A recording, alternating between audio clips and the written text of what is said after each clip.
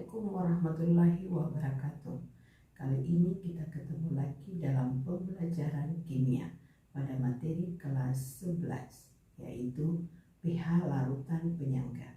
Tapi sebelumnya mari kita mengucapkan Bismillahirrahmanirrahim. Semoga kita dimudahkan dalam memahami materi ini. Adapun tujuan pembelajaran pada materi pH larutan penyangga adalah peserta didik dapat menentukan pH larutan penyangga. Sebelumnya kita sudah mempelajari bahwa larutan penyangga adalah campuran dari asam lemah dan basa konjugasinya atau basa lemah dengan asam konjugasinya, dengan fungsi bahwa larutan penyangga itu mempertahankan pH. Jadi ketika dia ditambahkan sedikit asam atau sedikit basa dan pengenceran, itu tidak mempengaruhi nilai pH dari larutan penyangga. Larutan penyangga terbagi atas dua, yaitu larutan penyangga asam dan larutan penyangga basa. Larutan penyangga asam merupakan larutan dari asam lemah dan basa konjugasinya. Larutan penyangga asam yaitu campuran dari asam lemah dengan basa konjugasinya. Larutan ini dapat kita peroleh dari mencampurkan asam lemah dengan basa kuat, di mana jumlah mol asam lemah lebih banyak daripada basa kuat. Berikutnya adalah larutan penyangga basa, yaitu larutan dari basa lemah dengan asam konjugasinya. Ini dapat kita peroleh dari mencampurkan antara basa lemah dengan asam kuat, di mana jumlah mol basa lemah lebih banyak daripada asam kuat.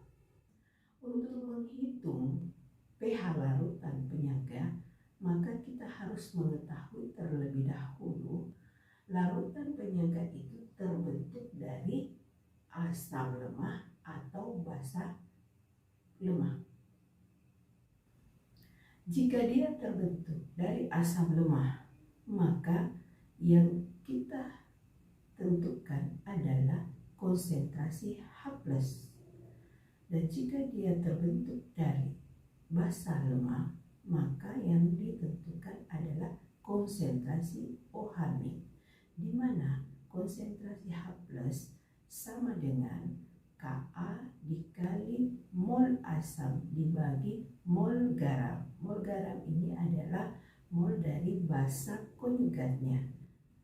Dan untuk penyangga asam, maka kita menghitung konsentrasi OH- sama dengan Kb dikali mol basa dibagi mol garam. Mol garam di sini adalah mol asam konjugatnya. Dari perhitungan konsentrasi ini, maka kita dapat menentukan pH-nya. Jika dia penyangga asam, maka setelah menghitung konsentrasi H+, kita bisa langsung menentukan pH sama dengan log konsentrasi H+. Tapi jika dia berasal dari penyangga basa, maka setelah menghitung konsentrasi OH-, kita harus menghitung dulu pOH sama dengan log konsentrasi OH-. Lalu ke pH sama dengan 14 dikurang pOH.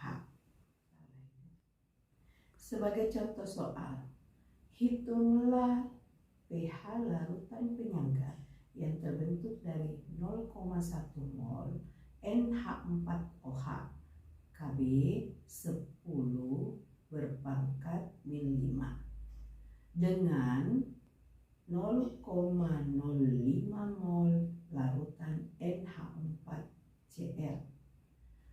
Dari soal ini yang diketahui adalah Kb. Berarti larutan penyangga yang terbentuk itu adalah basa. Jadi NH4OH itu adalah basa lemah. NH4Cl adalah asam konjugat atau garam. Nah, NH4OH sama dengan 0,1 mol. NH4Cl 0,05 mol. Kita ke rumus konsentrasi OH- sama dengan Kb dikali mol basa dibagi mol garam sama dengan 10 pangkat min 5 dikali 0,1 mol dibagi 0,05 mol sama dengan 10 pangkat min 5 dikali 2, atau bisa kita tuliskan 2 dikali 10 pangkat minus 5. Jadi konsentrasi OH- dari soal ini sama dengan 2 dikali 10 pangkat min 5. Dari perhitungan konsentrasi OH- yang kita peroleh, kita menghitung pOH karena ini merupakan penyangga basa. pOH sama dengan min log konsentrasi OH- sama dengan min log 2 kali 10 pangkat minus 5 sama dengan 5 dikurang log 2. Dari nilai pOH 5 dikurang log 2, kita menghitung pH, yaitu pH sama dengan 14 dikurang pOH. pH sama dengan 14 dikurang 5 dikurang log 2 sama dengan 9 ditambah log 2. Jadi dari soal ini kita mendapatkan pH larutan penyangga yang terbentuk dari NH4OH dengan NH4Cl itu sama dengan 9 tambah log 2. Dari pH ini dapat kita ketahui bahwa larutan penyangga asam itu akan berada pada pH asam dan larutan penyangga basa itu akan berada pada pH basa. Sebagai hasil dari perhitungan contoh di atas, pH yang diperoleh adalah 9 ditambah log 2 itu berada pada pH basa. Berarti larutan penyangga tersebut adalah larutan penyangga basa. Contoh soal yang kedua. Hitunglah pH yang terbentuk dari 200 ml larutan CH3COOH Ka 10 pangkat minus 5 0,1 M dengan 100 ml larutan NaOH 0,1 M. Penyelesaiannya dari soal CH3COOH itu merupakan asam lemah.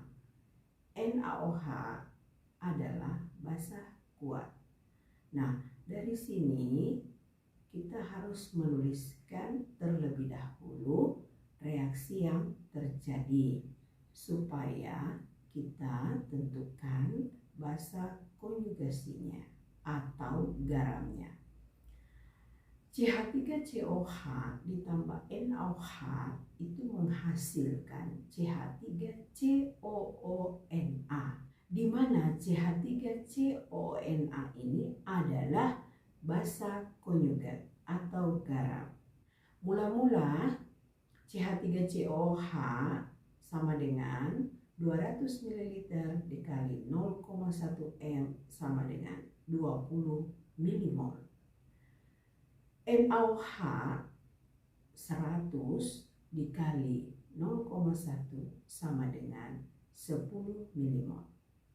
Dari perhitungan ini, jumlah mol asam lemah lebih banyak daripada jumlah mol dari basa kuat. Maka ini merupakan penyangga. Karena terbentuk dari CH3COOH atau asam lemah, maka termasuk penyangga asam. Reaksi.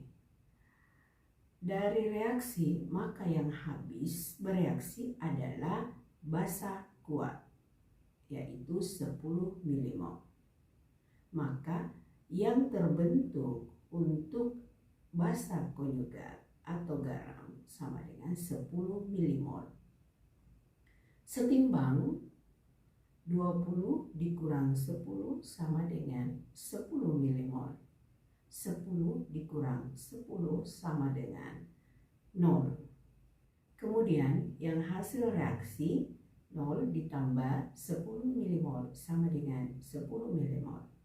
Dari perhitungan setelah reaksi dan saat setimbang, maka kita dapat menentukan konsentrasi H+ sama dengan Ka dikali Na dibagi N garam, atau jumlah mol asam dibagi jumlah mol garam, sama dengan 10 berpangkat minus 5 dikali 10 milimol dibagi 10 milimol, sama dengan 10 berpangkat minus 5. Jadi konsentrasi H+ sama dengan 10 berpangkat minus 5. pH sama dengan min log konsentrasi H+ sama dengan min log 10 pangkat minus 5 sama dengan 5. Dari hasil hitungan ini, maka larutan penyangga itu mempunyai pH 5. pH berada pada pH asam. Demikianlah pertemuan kita pada pembelajaran kimia pada materi pH larutan penyangga. Semoga dapat dipahami dan bermanfaat. Terima kasih. Assalamualaikum warahmatullahi wabarakatuh.